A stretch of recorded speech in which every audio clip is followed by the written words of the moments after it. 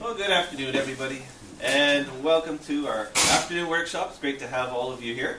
My name is Chris Meyer, and I teach at the school here at York Mills. This is my classroom. And welcome to our workshop. The pizza and goodies have been sponsored by the Ontario Association of Physics Teachers. So we're trying to encourage more people to hang out with physics teachers. I think you'll see that we're a good bunch. And we have some very good ideas on how to improve your teaching. And this is what today is all about. Now, in the presentation, the workshop today, hey Andrew, come on in. Make yourself comfy. There's some neglected cheese pizza at the back. Thank you. So you're welcome to that. Makes it sound appetizing. If you're tempted to jot things down as things go by, all of these materials are available, the PowerPoint presentation and so on my website. So you can relax, you can just engage your brains and think about what's happening. You don't have to worry about scribbling as we go. So, to start things off, we want to learn today how to teach scientifically. So let's begin with just a shout out for science, because science really is awesome. Now, how awesome is science? Well, science has helped us figure out that the whole universe is made up of these tiny little bits, atoms, and so on. That's really awesome. It's helped us figure out the most basic building blocks of life itself. Really awesome. And science has helped us determine that the universe is 13.8 billion years old, recently updated, which is pretty darn cool. And it's helped us drop a little probe on a comet recently, and of course then to lose it in a dark ditch. But science is still really, really awesome. And one recent bit of awesomeness from the world of science, this is Canadian research, was published in the New England Journal of Medicine, February 11, 2015. They were exploring a new therapy to deal with stroke patients. And so they're inserting a little wire into the artery, and then they reinflate the artery shortly after the stroke occurs. And so this is a massive study involving researchers from around the world, and the trial, the experiment, was actually cut short. It was stopped early. So what they were noticing is that, based on their rating system, people had much more functionality in their day-to-day life after this therapy, and much less death. So, question that I have for you is this. So we're going to have a quick group discussion here. And in your group roles, we're going to have a manager, a recorder, and a speaker. And so the question that I have is this. Why do you think, as scientists, they decided to stop this study early? Now, on the sides of your tables are our mini whiteboards. So grab that. Try to arrange yourself into groups of 3 people and just have a really quick discussion and jot down your ideas. Why was it stopped early? Yes, that's what I got. Okay, ladies and gentlemen. Now, in our workshop today, we're going to be doing this a fair bit, going back and forth between what I'm presenting to you and your discussion. So it's helpful if we can quickly wrap up those discussions and change modes. And if you notice that there's a group next to you that's just not paying attention, please give them a nudge. All right?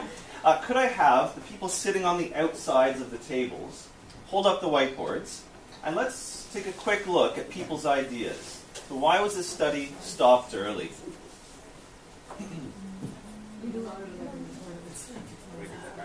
So see if you can hold it so everybody around you can see your results. Oh, I have a longer arm.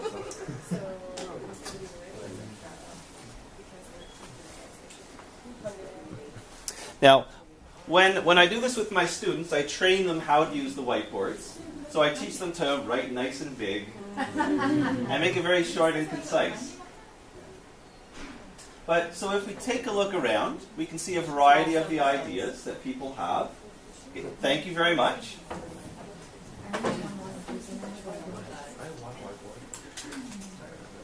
So we have to think. These are scientists. They love doing experiments. Why would they stop their experiment? That's like, stopping the movie halfway through. Why would they stop their experiment short? They're getting great results, but why not just continue it to be really sure? 10 extra people.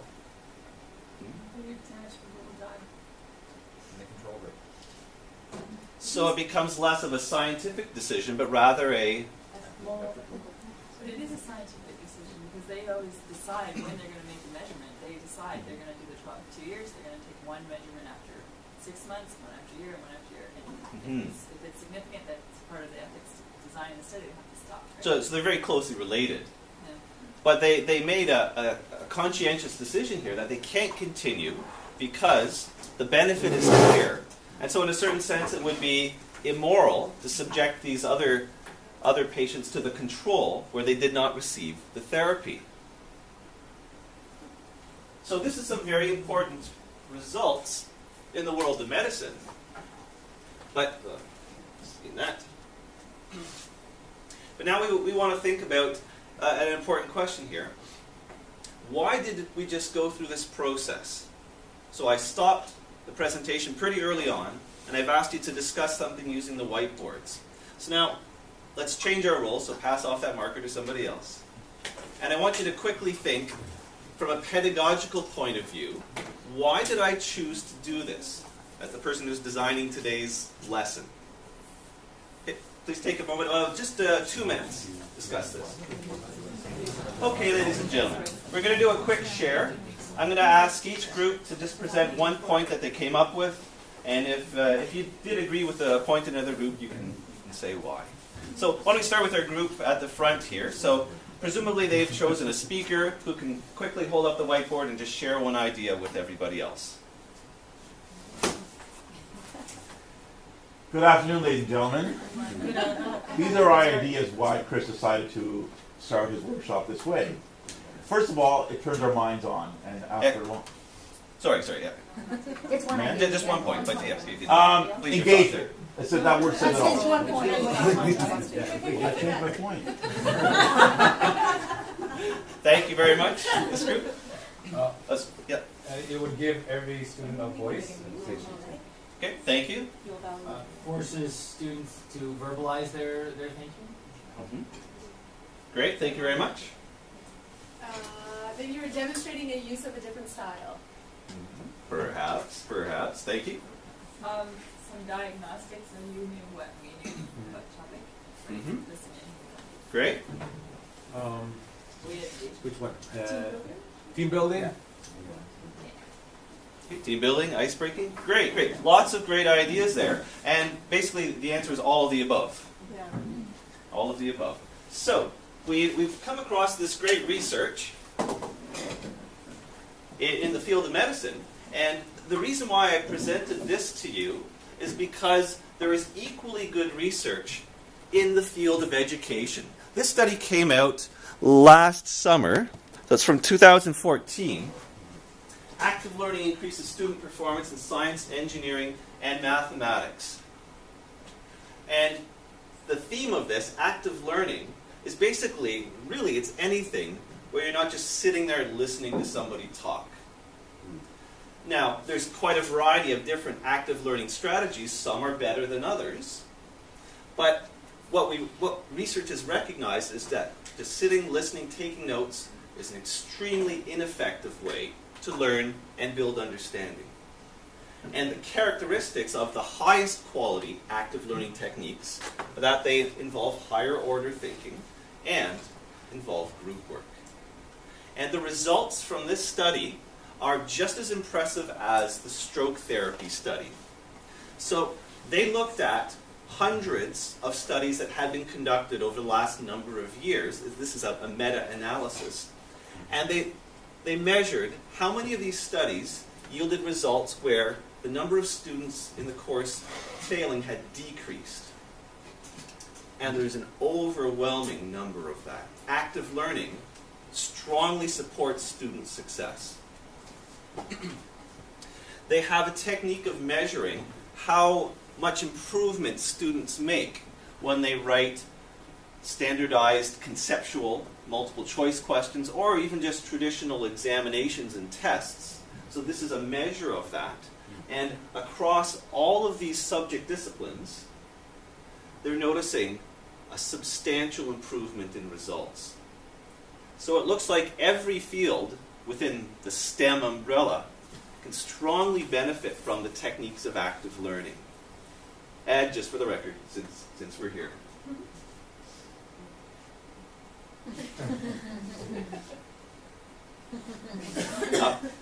Just in the history of education research, physicists have actually been in the forefront because for whatever reason, they very early on decided to think of the teaching process as another scientific endeavor. So as physicists, we are very well practiced in using these active learning techniques, and we can see superior results. And this is not just data from way out there. I have my own data that I've been collecting from my classes for many years now. And when my students enter grade 12 physics, they write this standard conceptual test on force and motion. And these are their scores, averaging 53%, when that course was taught in a traditional way. Now that we've changed the course to be entirely active learning, they're scoring this on that same standardized test. And if you're a statistician, if you really like the math stuff, it's a significant difference. There's a meaningful difference in these results. And so this is my measure of the success of active learning techniques at this very school. So we're at a point within the teaching profession where teaching is going from this traditional mode of teaching, which was largely guided by anecdotes, hunches, stories you would hear, a lot of trial and error, or maybe fear of the EQAO. Any math teachers in here? Any math teachers in here? Fear of the grade 9. I taught grade 9 math for a while. And so I like to think of this as the educational dark ages. My wife is a medieval historian, and she really doesn't like this. And I think that's the reason why I show it every presentation. So it's kind of like the educational dark ages where people were guided by hunches, dogma, and tradition. But the good thing is that an educational revolution is taking place, a scientific revolution. Now, to put it into context, I like to think of science as the chocolate, nice, dark, rich chocolate. And teaching as the peanut butter, tasty peanut, especially the crunchy. And earlier on in my career, I kind of glommed these two things together, and I thought, naturally, when you combine these two, the result is teaching science. But what I have learned is that by carefully combining these, you can create something much, much better. It doesn't get better than that. And this is scientific teaching. So this is what I try to do every day in my classes. And my challenge, and the challenge that I present to you, is to make use of active learning techniques in your daily teaching. The challenge is we teach the way that we were taught ourselves, and we feel constrained by many expectations of the educational system. So, for a moment, let's go back 10, 12 years to the old me, who was definitely trained in that traditional mindset. When I taught my lessons, I would start with a snazzy introduction, catch their attention, right? And then I'd present the new material, but don't go too long or else they'll fall asleep. And then give them that time to work on it in class, because they're not going to do it at home. So, traditional lesson structure. This is what I did 95% of the time. What I have now learned is that for my students, this involved approximately 0 minutes of active learning. And this was a very important revelation for myself. In your white baskets, you should have a bunch of multiple choice letters. Would you please grab those?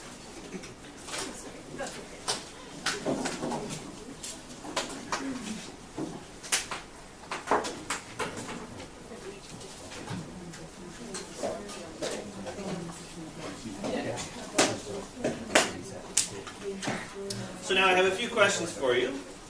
First question. So primarily speaking, overall, what would you say?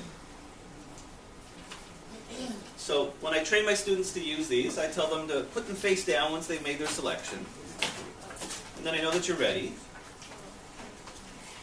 And because these results are really just for my eyes only, I tell them, okay, now eyes to the front, no looking around, and hold them up.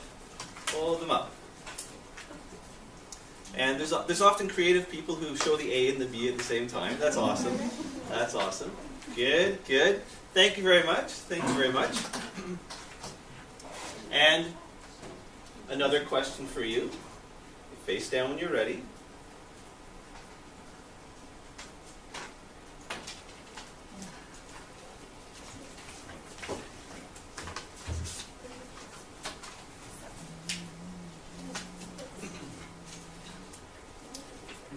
Okay, eyes to the front and hold them up. Hold them up. No looking around. Thank you very much. So I see quite a variety. The most common response is C, but I do see a number of A's and a couple of D's. I'm very glad you're here today. It's awesome. It's very cool. And now think back, many, many years back perhaps, some more than others.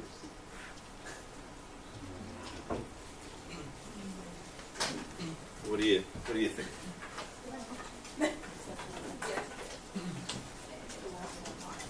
Well, this is quite a different.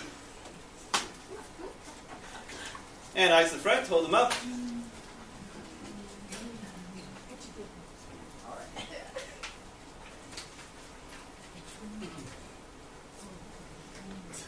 So, thank you very much. So in my personal training throughout high school and university, it was mostly just writing down notes. And I would say most of it was... Oh, sorry. I misread my own question. Hold on. Wait for it. Wait for it. There we go. So I think we come from a very similar background. And this is also what makes it challenging, trying to do something different. Now, this is the most important question, and it's important for you to be honest with yourself. Face down when you're ready.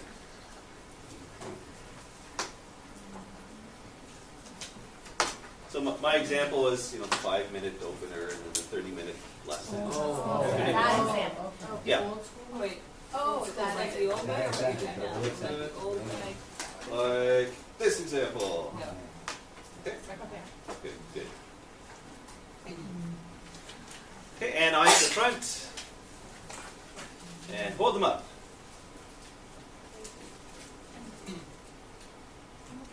Thank you very much. So there's quite a variety in the answers there. And at this point, my own response to this question is this. So the way that I've structured my classes at this point, there's very, very little that resembles the old way of teaching. And now, a quick pedagogical question. So we're not going to use the whiteboard, just have a quick discussion with your neighbors. So this process of the cards, why do you think I use that here, at this point in our lesson? Okay, quick discussion. Let's have a quick recap here. So would some groups like to share a point from your discussion? Yes, ma'am.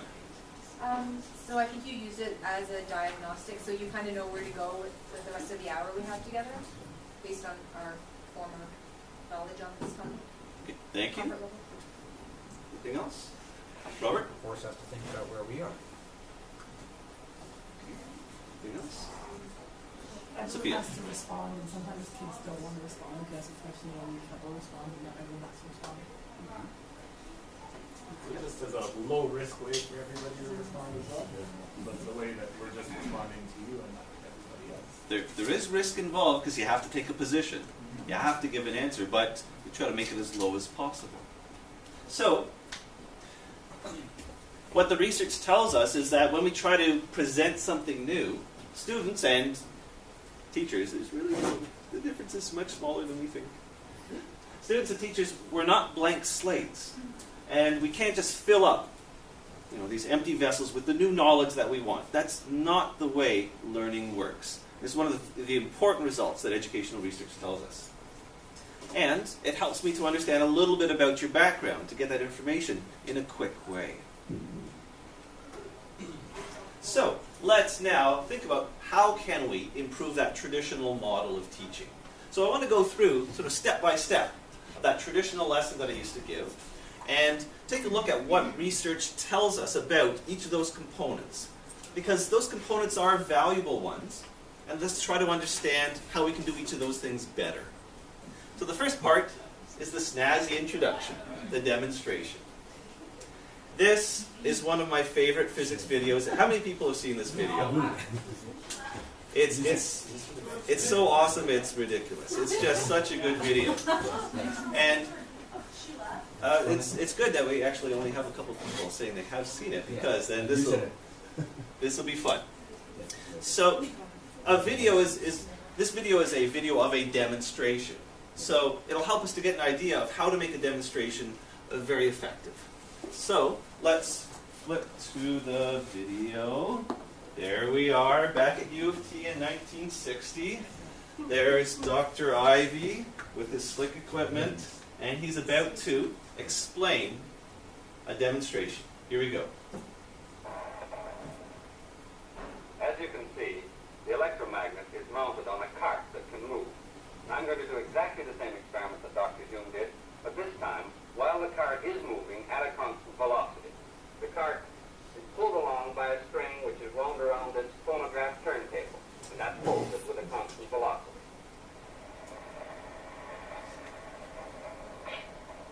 When the cart passes this line, the ball is released, as you can see.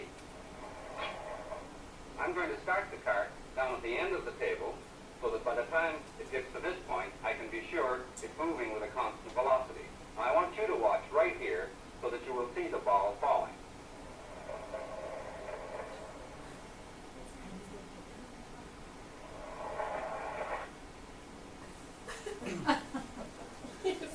Okay. Please. There. Please find your multiple choice letters. And is everybody okay with this scenario? Do you understand what's happening? Cart's traveling along at a constant velocity. The electromagnet releases the ball. And we want to make a prediction. Where on the base of the cart does the ball land? Okay? So, what I want you to do is, without any discussion, make a prediction. So don't talk to your neighbors yet. Make a prediction.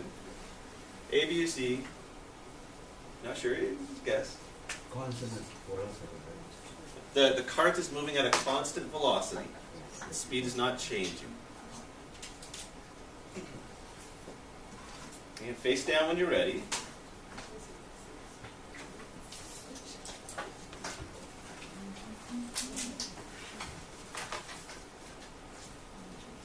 And now eyes to the front and hold them up. No looking around. No looking around. Thank you, Rex. Keep them face down. Keep them face down. And now a very important step. We're going to go through a discussion phase, and the members of your group are going to take a turn explaining. I want you to go in a particular order. If you're in a group of 4, you can decide on, you can break the tie, but go in the order of pink, blue, white. You are not allowed to turn over your answer or reveal your answer in any way until it's your turn to talk. And when you talk, explain why you chose that answer. If somebody else chose it before, you can quickly say why you agree. Okay, order pink, blue, white. Don't reveal until it's your turn. Go.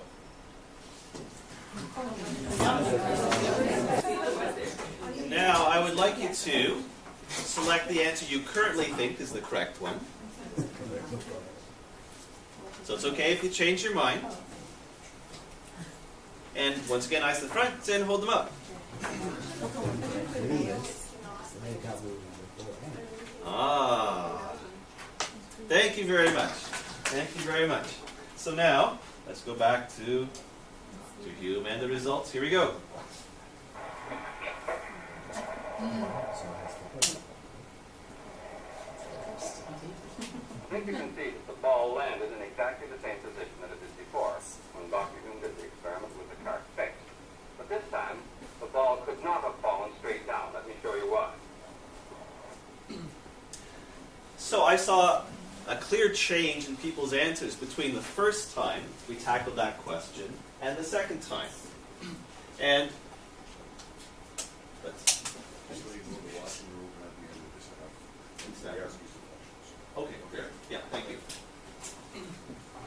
And now, so yeah, I saw a change in the responses from the room, and that was great to see, because by the end of it, we were nailing the answer B there, and I had a second question, but we're going to skip over that. And now to the pedagogical question.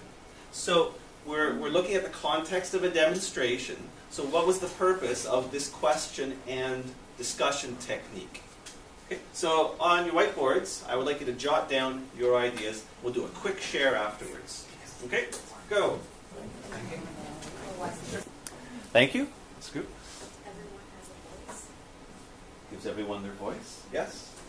Provides mystery and drama, and it gets you to test your preconceptions and to decide what you need to change. Thank you. Consensus helps confidence, so. Great. And Yeah, so the video is interesting and actually makes students want to think about the question. So it kind of stimulates the curiosity to participate. now I've shown this video in each of the 17 years that I have taught physics. And I can tell you, in the first 11 years, I would show the video, the ball would drop. No silence, no sound in the room. Ball drops. But when I do it now, and I stop it right before the ball drops, it's like... And then once they've talked about it, they have a surprisingly strong emotional stake in what is about to happen. And that is such a powerful, motivating tool. And so what we can learn about this process, what the research tells us about doing demonstrations, is students will actually misremember what happens in a demonstration. Because there's a lot of mental interference going on, especially if they are seeing something that is shocking, surprising, or just contradicts their intuitive understanding of things. So they can actually misremember what happens. If you say a couple days or a week later, but do you remember the demonstration, right? And they'll say, oh, yeah. But if you ask them what happened, you'd be surprised by the results.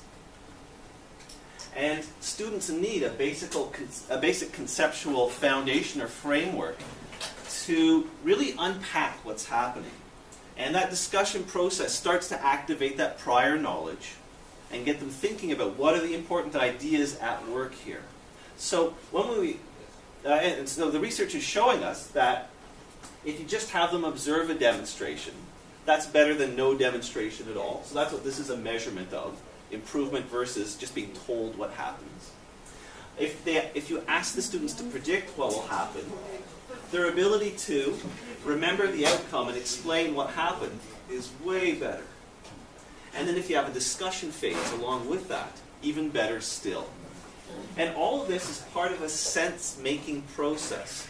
And we have to remember as experts that when we see something happen, and students see something happen, they see very different things.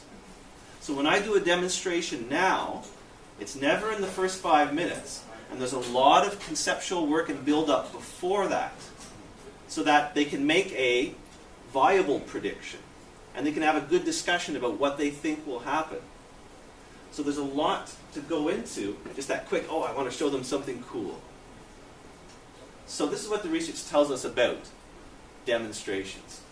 And that's the fun part of our traditional teaching. Robert? I'm also going to throw in there that if you don't force them to commit to something, they will then fool themselves later on about, oh yeah, I knew that. And they'll actually remember that they knew it when they didn't. Having them write it down, even if they don't show it, will actually... And that's why it's so important for them to individually decide on an answer and cue their own prior knowledge. Absolutely. Thank you, Robert. Now let's look at the next part of our traditional teaching, the presentation of the new material. This would be my sort of chalk and talk part of the lesson. And I wanted to share with you my lecture notes from when I taught the optics unit way back in grade 11. It's now part of grade 10 science. So this is what it looked like. This is almost exactly what I would have shown my students. And a little later on, after teaching them a bit about Snell's law, we would have gotten into total internal reflection. And so this little bit at the end of my lesson there. Now, I want to compare that with the lesson that my colleague at this school delivers. So Mike Doig has put together a very different kind of lesson for total internal reflection in our grade 10 science course. So I'm going to pass these out to you, and the task that I have for you, and maybe while I'm explaining this, I can get you guys to hand these out. So if you wouldn't mind distributing those. Good, thank you. And they're different, so we need to hit both sides of the room there. And my task for you is this.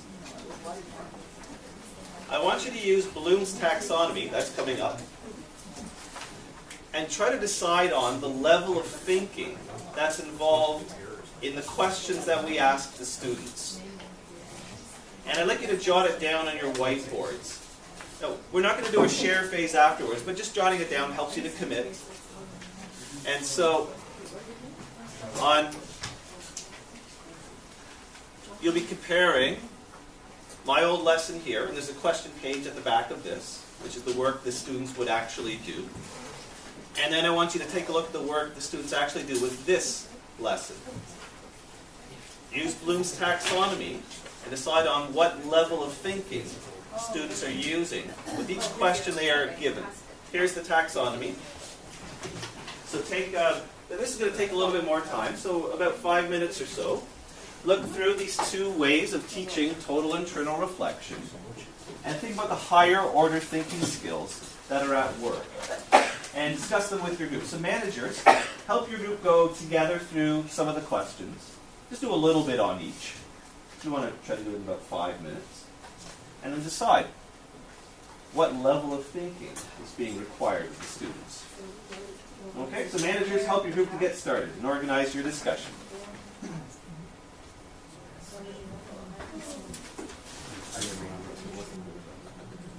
So if you take a look at my old lesson, what I taught for 5 or 10 years, my grade 11 physics, and you had to rate typically what the average, mental workload, the questions that we actually have students think about, because they don't really think about what they're writing down, what they are actually thinking about with those practice questions.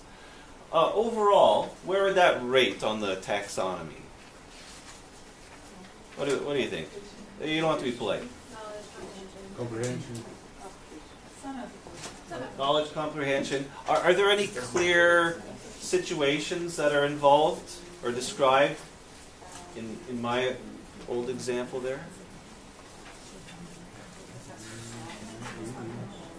Well, it looks like you had some water in a glass or something, a laser. So you must have shown them that. Is that true? I showed them stuff and I talked about it. Absolutely. And they thought, wow, that's awesome.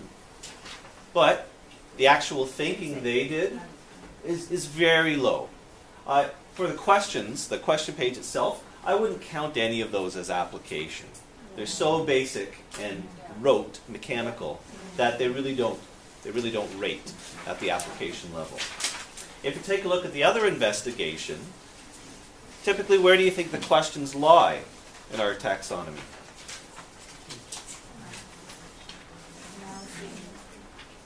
They almost start on the first page of analysis, and then like the first observation questions, you're now analyzing a lot of material, and you're right away starting to synthesize it to create larger patterns. And then you're testing it, so you're evaluating what those predictions that you made and observations. So that's a very regular and intrinsic part of their learning process. So we're operating much more up here And compared to the old stuff I did, I never touched upon questions like that.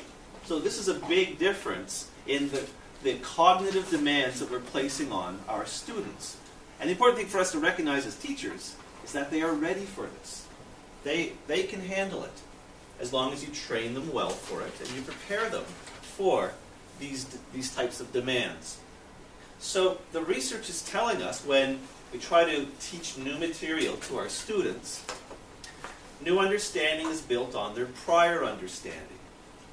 And so I think in that new investigation, you can see how it's cueing what they learned in the previous class. And it's requiring them to use that to then construct these new ideas about total internal reflection. They need multiple opportunities to connect their new knowledge to the things they've learned before. So we can't present it just once, move on to the next topic, and it's sort of left behind. We have to be much more rich and holistic in the way that we treat our topics, our material. And they need multiple opportunities for testing their understanding. Certainly the way that I used to teach, the only time that they would get that opportunity was with the occasional lab, which sort of has a bogus prediction phase to it, or when the quiz or test comes along. But here, they're testing their understanding routinely in each class, throughout each class. And so that's extremely valuable feedback for their learning process. Now, that final stage in my old-fashioned lesson was when we got to the homework time. So, I thought I did a fantastic job at that, and a really insightful presentation of the material. And now, okay, it's time for you to do your work.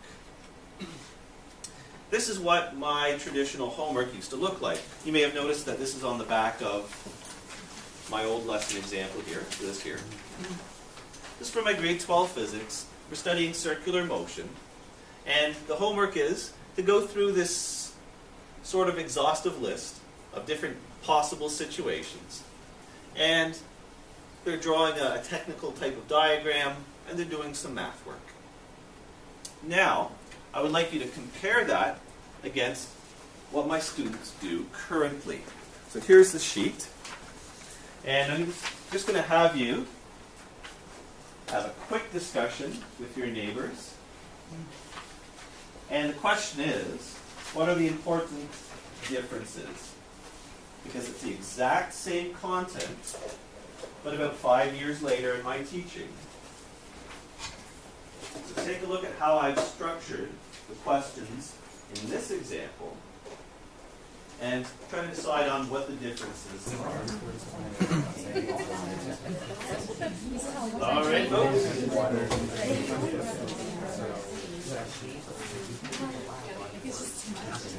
So you've had a chance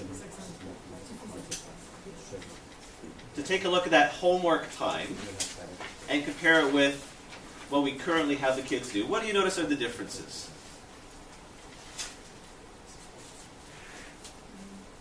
Group-based? It's group-based, absolutely. There's no individual quiet homework. If they're quiet, I get worried.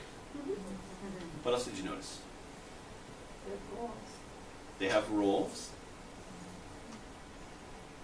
Yes? You sort of move from like procedural skills to evaluative, the higher order skills, and the task you're asking them to complete. Anything else? Learn from each other. I'm sorry? They learn from each other. So they're learning from each other? Absolutely. Yes. You're addressing misconceptions? I'm targeting known misconceptions, the problems that I've discovered over the years. This is what the kids get tricked up on. So if we take a look at this sheet, all the questions have a clear context. And there's a statement that needs to be evaluated. And right away, that cues this other set of higher order thinking skills. Even if your contexts and your statements are relatively simple, it's at least one notch up from that basic rote question. They're forced to picture what's going on in multiple ways. That helps them to connect different parts of their knowledge. This is something that they would have only done in the first unit on motion, the way that I used to teach. And this is what they did in the next unit on forces, and never the twain would meet. But now they're integrated very closely throughout the entire course. so that they have many, many opportunities to see how these tools are useful and where they are useful. And the major focus is on explaining. Because I do not believe my students understand anything until they can explain it carefully to me or their colleagues, their neighbors. So there isn't really homework time anymore. It's just more class investigation time that's carefully structured with groups using these higher order thinking questions. So the research tells us that repeated algorithmic practice does not promote understanding. And the research is very strong in this. You might be familiar with the famous Korean cram schools. So after your regular high school, for a couple hours in the evening, you go to your cram school in the hope of getting into university, and you do a bajillion questions. So they measured the number of questions these students did, and they gave them 6 conceptually based physics questions. And look at the correlation. This poor student. Right? This should be considered professional malpractice on the part of the teachers. Getting back to where we started today. This is inexcusable given our current knowledge of the way that people learn and the state of our understanding of good pedagogy. This should never happen anymore. Skills do need to be practiced to the point of fluency, because as you add on new tasks, new contexts, that increases the cognitive load. And so if that hasn't taken place, then the students will overload. This is what you see happening with the lack of basic arithmetical skills. But in the discussion of how to teach math, nobody really understands the important balance that there is between these two aspects. And so both have to be very carefully respected. So what works is deliberate practice, meaning very thoughtful work under expert coaching. So if I'm not at the front anymore, I can move around and coach those groups and help them with their problems right when those problems arise. That is the best strategy for improvement. And transfer, this is the psychological term for taking your knowledge here and using it in this new situation. Transfer is most likely to occur only after students have had chances to build those rich connections. So, in a typical York Mills physics class, quick summary here. So, the research tells us old-fashioned lecturing is ineffective. And so our solution is these guided inquiry investigations. Students tend to memorize without understanding. And so this focus on explanation really makes the difference. We do use technology, but it's very targeted, and it's used to help confirm our understanding. We never use it as a gimmick. And they get regular targeted feedback to correct their understanding as soon as possible. Students tend to learn facts in an isolated way, but that's less likely if they're constructing their own understanding from their observations or their prior knowledge.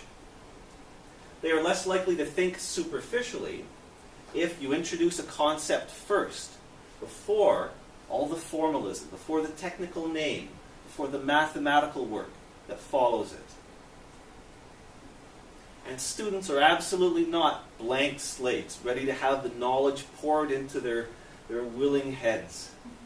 So we have to challenge that current knowledge they possess so they understand what its limits are and how it needs to be revised and improved on. This is what the research is telling us. The key ingredient in this is groups.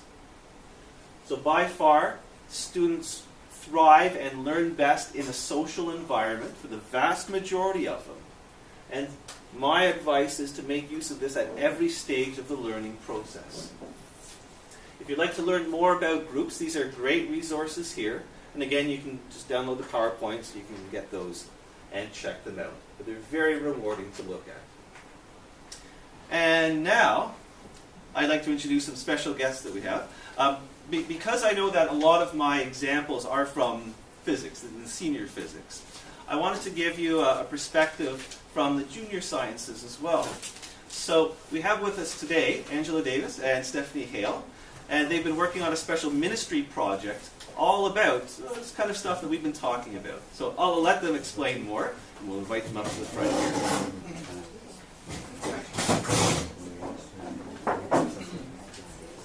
I'll pass off the clicker. Oh, that goes to Stephanie, not me. Hi, everyone. Thanks very much. We're just going to go here. Yeah, we're going here. Okay. Do you want me to hand it into your? No, we're good. We're good. Okay. Hi, I'm Stephanie, and I'm Anna. And first, we'd like to say a huge thanks for having us and allowing us to be part of today. I feel awkward standing in front, so this is weird, but that's okay. So, do you want to start?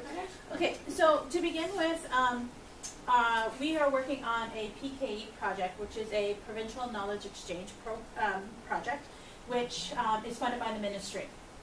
And so I think it was about 4 or 5 years ago, I think, Lisa Lim Cole, which some of you may know, she's president of OPT, brought me down to visit Chris in this actual classroom and to watch what he was doing in his classroom. And both of us were really excited about what Chris was doing and decided this is sort of where we wanted to take our classes in Uxbridge. I teach chemistry and phys ed, and Stephanie is biology. And so we also teach grade 9 and 10 as well. So we went back to Uxbridge, and that next September, because we visited maybe in May, we started changing everything. I changed everything in chemistry to go exactly how Chris was sort of doing it. And by October, I was hauled into the principal's office and told, stop. Don't do anything more. You're done. Because the parents started complaining that I wasn't teaching anymore. And that was, of course, with my grade 12 chemistry class, who have never experienced really any group learning. And parents were afraid about what was happening and all of those kind of things. Very the traditional style. The traditional style is what we were doing in our building all the way along, and that's what they were seeing. And all of a sudden, parents said, no, you can't change because you're not teaching my child. They won't be ready for university. I'm like, but this is actually what's going to get them ready for university. And we had a few parents who were on our side, but not enough. So I got hauled into the principal's office and told to stop, so I stopped. That following year, Lisa and I applied to the ministry to our grant to be able to work on exactly the 21st century skills, problem solving, group learning. And we were granted acceptance, and so now my principal couldn't tell me to stop because I had to answer to the ministry. So we went around, which was really nice because now I can do this. But in doing that, we decided that perhaps starting full force in grade 12 wasn't the best option. So we have changed our view, and we went to start and working with grade 9s and trying to go with the grade 9s and develop skill sets to get them ready so that when they finally get to grade 12, we'll be able to do all of the wonderful things that we really want to do. So in doing this, we sort of decided to get started in looking at collaborative environments. And it's exactly the idea of sort of what Chris has been talking about in getting desks grouped together in threes so they can interact all the time, having whiteboards. We set up toolkits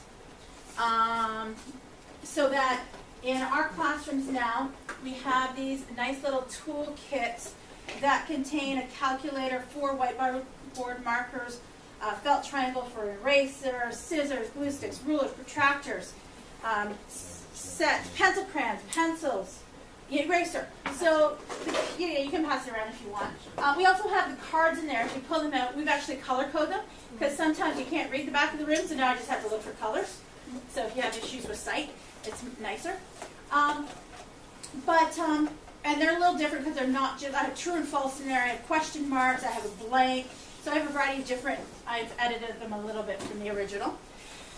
And we did this to set up our classrooms, and we have our whiteboards, and we did those kind of things so that we could not have to worry about kids always having tools, because let's be honest, in grade 9 applied, we know they don't always bring them. We stopped fighting the battle of where's your pencil, where's your paper. It's here now. We've got the tools right there in the classroom. Let's learn. Okay? So we've done those kind of things. We've done the group roles. We've actually created posters, and we've had them made that looks like group learning, and So we've given brief things on manager, speaker, or the motivator of the group, the recorder, or the skeptic. So we've modified these things just a little bit, but we've had posters made so that we can put them up in our class so that as we change roles, if kids forget what the role is supposed to be, it's up there for the grade 9s and all of those kind of things. So we've done that. Of course, always using ministry money for everything that we had to do. Sure. So so that was our step one. Basically, was just to really fundamentally build the environment. So because when Ange unfortunately got the heat of the parents, and I wasn't there yet. But when we started, and we were so excited about it, but we realized that we needed to really build that skill set. And so the environment was the first thing, and we were very inspired by the environment you see here. So we did that. And our second focus was our grade 9 classes. So trying to establish a fundamental set of skills that we were building through the cooperative group learning.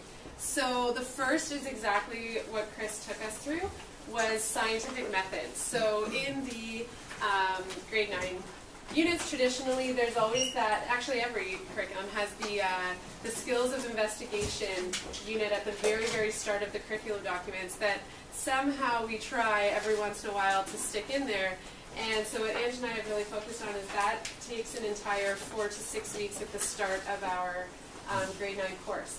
And so we look at building the scientific method through the process of learning. So learning collaborative skills, learning whiteboarding, learning hypothesis predictions, observations versus inferences, using this group learning structure to really hone in on scientific learning, because really that is the same as science in itself. So that's really been the set of our grade 9. And then we also wanted to bring in some very basic literacy skills, because we found that was helpful to build those skills, and then as we go through grade 10 and then 11, 12, that they're a little bit more richer in their thinking.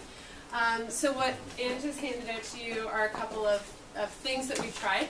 We really looked at doing short research tasks with our grade 9 group, and in a way that they do really mini short presentations. So they all collectively, individually research, they come back together as a group, share and summarize, and then we use the whiteboards as quick presentation styles in the classroom.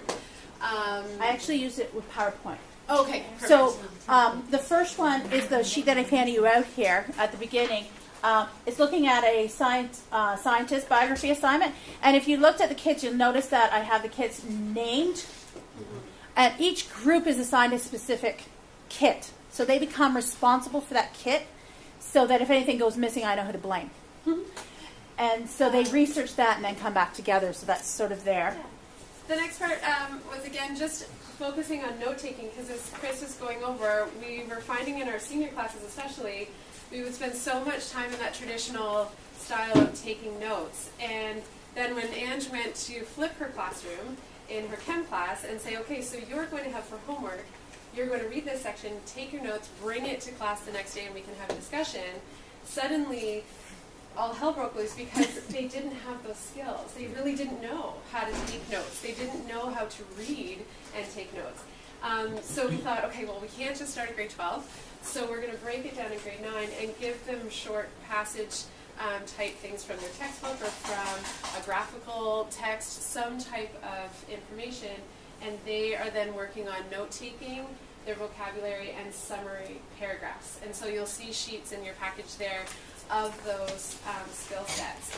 And it's allowed us to sort of build the skills. So hopefully in grade 10 they get better, and then by grade 11 and 12, they're used to taking the information first, and we can have that more engaging lesson the next day. So we can really take up the note through an activity, and they have the terminology, they have those basic skills. And in my grade 11 class especially, I've seen a couple of students who are now they've had me, which is unfortunate for them, but they've had me for the last couple of years, and they're ready to go, and they are ahead of the game.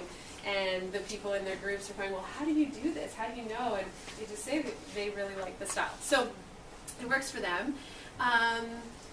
The binder organization, as we all know, is a struggle, and especially I teach a full year grade 9 applied class, and it's just, we were really, really struggling with how to keep organized. And so again, focusing on that skill set. That was a focus for us, and it seems to be working, which is pretty good.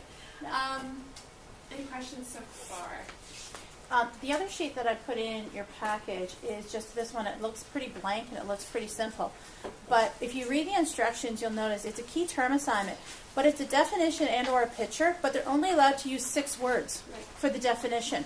So they can't just go and copy it out of the textbook. They actually have to take the time to think about it and put it into sort of their own words and summarize it. And I have found it very successful because they now have to think about terminology. It's not just finding the bold, words at the side and copying everything down that it says there, because that's too many words. Okay? And it does really help them. And I've actually had my grade 12 exercise science class. I get them to do the same thing, except for in grade 12 I allow them to use 4 words. I cut it down as we go on. And there's been units where I haven't done one, and they're like, what are you doing? We don't have a key term assignment. I'm like, well, yeah, but you can create your own, So we're trying to get them to that. But they become really disappointed because they're like, but it's so good to study from. I'm like, yes, thank you. You've gained something. Now do it for yourself, and do it in every course. So, just a couple of quick examples in our class, and then we might even have you do a couple things. But one focus, especially in our grade 9 classroom, so Ange teaches a grade 9 academic. She has 2 grade 9 academics, and I have a grade 9 applied. Again, focusing those first 4 to 6 weeks is just based on building the group learning skills. So whiteboarding, the clicker type things, everything like that. So this activity, I did it was our second day of class, but our first day of class I only had 30 minutes. So really, this would have been my first day of class if I had a time. And I put, what's in white was a slide that I just put up, and I said, here's your task. I'd already put them in groups. I'd already talked about what their roles were in the groups. And then I said, using the materials, I want you to build the tallest freestanding structure that you can. And so I gave them, it says 6 straws, 3 pipe cleaners, modeling clay, a skewer, and 6 popsicle sticks. But first of all, the first part is to make a plan on the whiteboard. And before they could get any of the materials, I had to see that they had something on their whiteboard. So it was to get them to use that right away, get their roles, and I said, once you've got it down, the recorder can show me, then your manager can come and gather the tools that you need to build it. And I sort of gave them timelines, 5 minutes, 10 minutes to build. And I said, manager, you need to keep on time, those kind of things. And I simply put in the box who was assigned what, because in my grade 9 class, I put them into the groups and I assigned them a number. So then I can simply say, number 1, you're the manager, 2, you're the recorder, 3, you're the speaker. So there's no discussion, so that means that they don't get the choice of being the speaker all the time if they like to talk.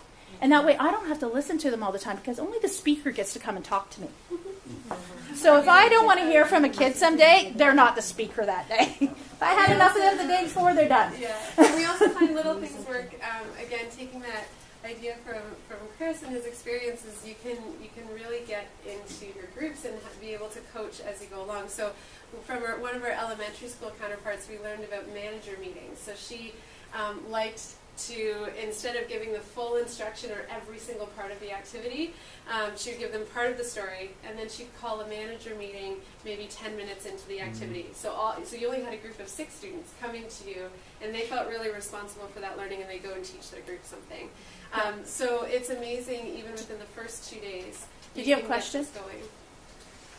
Question or kind of a point, maybe it's to you, maybe it's to Chris. Yeah. I'm all about the groups. I get the groups, I get the discussion, I buy into it completely. Where I struggle are the roles, and it maybe is the way I've orchestrated the groups. Yeah. But I don't find when I have groups that I'm able to keep students in roles. Like I could have a recorder, I could have a speaker, and I could have whoever. But I find they cross all those roles and just end up working together. And so yeah, I totally I've struggled with the role piece in groups. I think from my very limited experience, from what I found is what I do is I take their pictures and I put them, so I walk around with that sheet and that activity.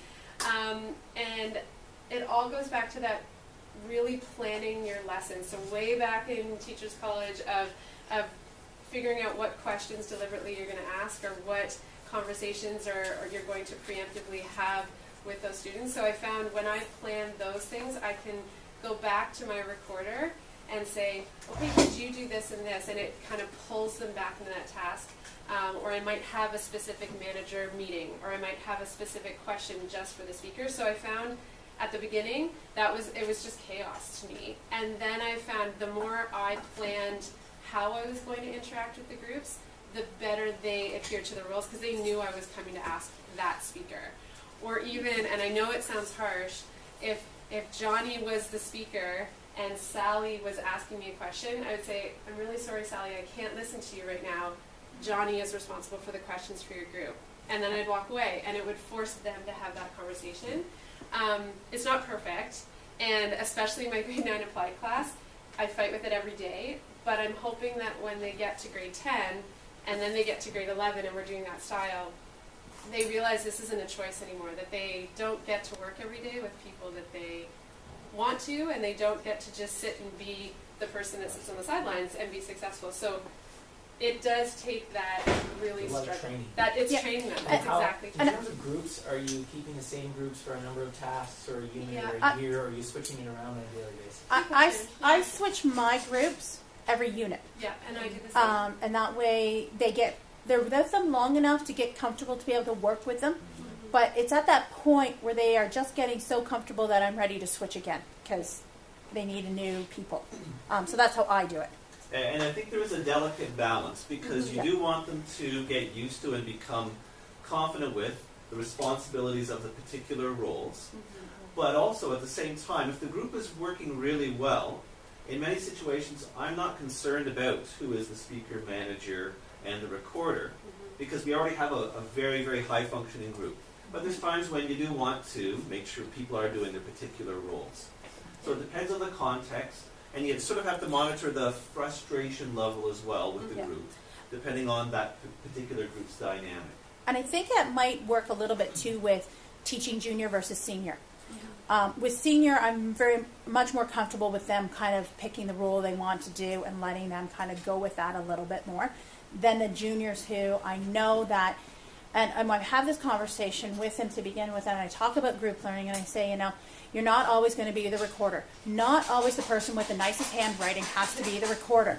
Okay? Because when it comes to a test, I have to be able to read everybody's writing, so you've got to be able to put something down that I can read. And I remind them that I am not actually evaluating anything that they're handing in as that group. I'm only assessing it, which then gives them that little bit, I think, of comfort for some of those kids who are used to wanting to take over and do everything, because they know that mark that we see sometimes on the paper, which you can see on the paper, we do that sort of scheme of 1 through 5. They're not actually, that's not going into their mark printouts or anything like that, right, to be part of their final evaluation. That's just an assessment or a feedback mark of how they're doing as a group and how their answers are. In that day. In that day. activity. Yeah. Yeah. I don't know. Good question. Does that kind of answer? Yeah, that's great. Okay. So another skill that we're really working on in the grade 9 is obviously building scientific method, and I think going back to our example, I had a lot of teachers that were very similar at that lower base of Bloom's taxonomy. So in grade 9, we sort of established that we're going to guide them through that inquiry process, so that maybe they have 1 or 2 tasks that are quite larger inquiry. This is a guided inquiry. This is a lesson that I did with batteries and cells. So the task 1 was in groups. They were just reviewing the previous day's lesson and getting that terminology on a page. And then the task was very step-oriented, but similar to the one that Chris showed with the optics, it guides them to ideas that they can evaluate and concepts that we can discuss.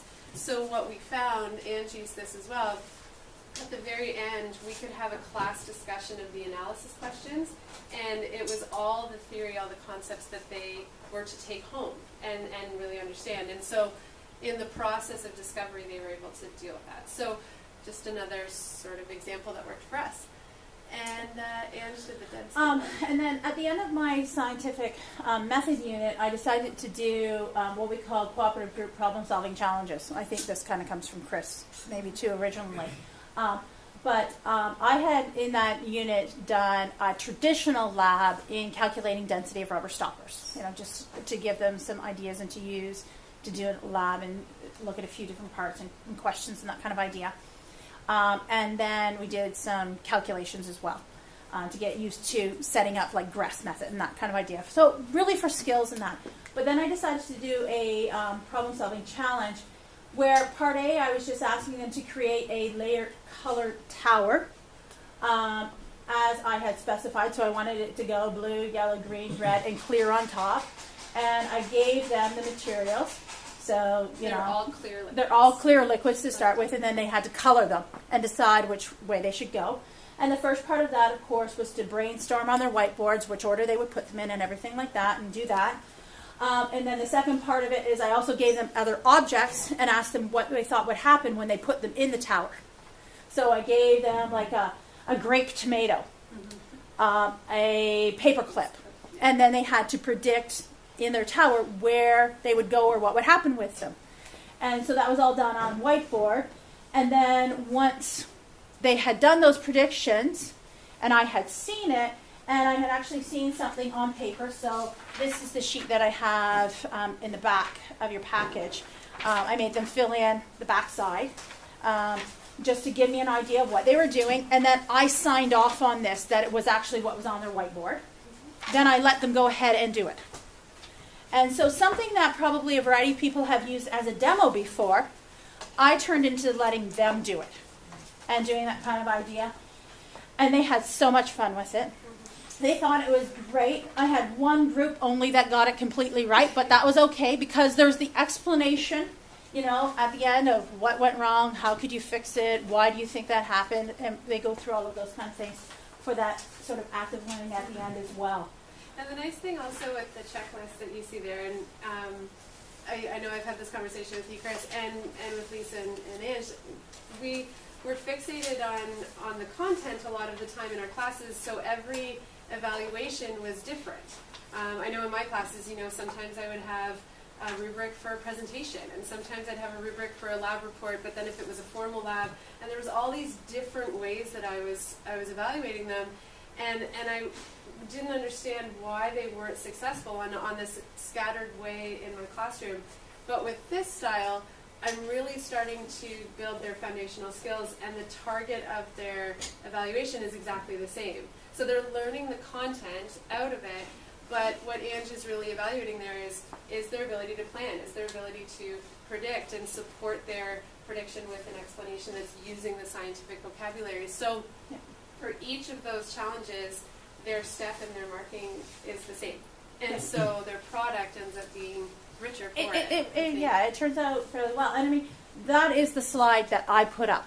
And that's all the information they got to do the challenge. That's fine. And I also had about 8 teachers in my room that day watching us do that, because that's part of the other part of this project is that I have a variety of supply money, basically, to allow teachers to come in and watch our classes, to be able to see this in action. Because sitting here and talking about it is great, but actually coming and being able to see it in action is even better. It's what truly inspires. And so I have elementary teachers, high school teachers that come into our classrooms. We usually set it up sort of so we do a morning where I do a class, Steph does a class, and then we spend the afternoon brainstorming, debriefing, talking about it, seeing where they want to go. I've had different schools that have made commitments to what they're doing, and I'm helping to support them through funding, through the project, which I can do because I can give them supply time, and I can actually probably give them more supply time than their own school can give them for these kind of things because of the ministry money that we have, because the ministry obviously is recognizing this as a very valuable project and teaching way. So I think we're time-wise, right? So yeah. If you want to get in touch with us, we're from Durham. Yeah. So feel free to do that, and we'll also share any materials with Chris, and then that way, we obviously can just collaborate. Or you could, if you get our email, you can email us, because we do have a Moodle site set up through the Durham board that we can probably get you access to, where you can pick away at things if you would like to. So if you email us, then we can work that out. It may take a few days. We're not necessarily the controllers of all of that. But we do also have elementary materials. because besides doing high school, we are working with a team of 7 and 8 teachers who are working on their own kind of inquiry and designing units of lessons.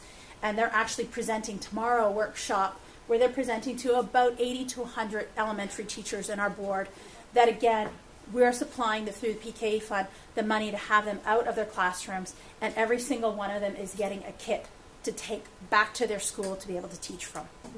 So that's kind of our project this year. So we're trying to do lots of things. Thank you. Thanks for having me. Yes, and thanks for having Yeah, us. thank you very much. Thank you. Okay, folks, so just a quick wrap-up of things. If you do want to learn more, this is an excellent book which describes the psychological understandings of a lot of what I've been describing today, and the reason behind the ideas that guide Angela and Stephanie's work. It's available free online as a PDF. It's great, fantastic reading. And one of the important things is that in a lot of this you don't have to start from scratch. I encourage you to visit my website. There you'll find all the digital resources that I've put together. There's a package for the Grade 10 Optics unit, the full unit, that you can check out there. You can find this workshop, the PowerPoint, and shortly a video version of it will be going up online as well. So you can refer to that. Also on my website, I've recently been videotaping every one of my classes, and I've been annotating the videos with my explanations for what you see. So if you want to see my classes in action, go there and you can watch a typical lesson and get a sense for what it's like working and teaching and learning in this format. So the important theme for today is that the research is really, really robust. These techniques are superior to traditional learning strategies. And so the challenge that I give to all of us and you is to take these ideas and plant these seeds within your own schools. Try to get other teachers interested in these ideas so you can get a network, a collaborative network. So we're not always reinventing the wheel, we're sharing resources and we're helping each other build up these strategies because it takes time and effort to do this. And we have to share our results and benefit from the hard work of our colleagues. So try out little bits of it, a little bit here and there, and then see what you find works well. You don't have to jump in headlong into the deep end. But the most important thing is that you begin to learn about what's going on in students' heads, because that will make a major difference to the way that you approach the task of learning. And please come on and hang out with physics teachers. So our conference is coming up the start of May. We have Jay Ingram presenting. You'll find that the physics teachers have a lot to say about these newfangled teaching strategies. We've been experimenting with them for quite a while, and you'll find an interesting set of workshops. And oh yeah, and they will be presenting there. Are you doing the Connects one? No, that was a different one. That was a different one. Yeah, so Angela and Stephanie are presenting there, I'm presenting there, and so you'll find a good variety of workshops. I'll be there. So, yes, Andrew's there as well. So thank you very much, everybody. Yeah, it's great to have all of you. Thank you. Thank you.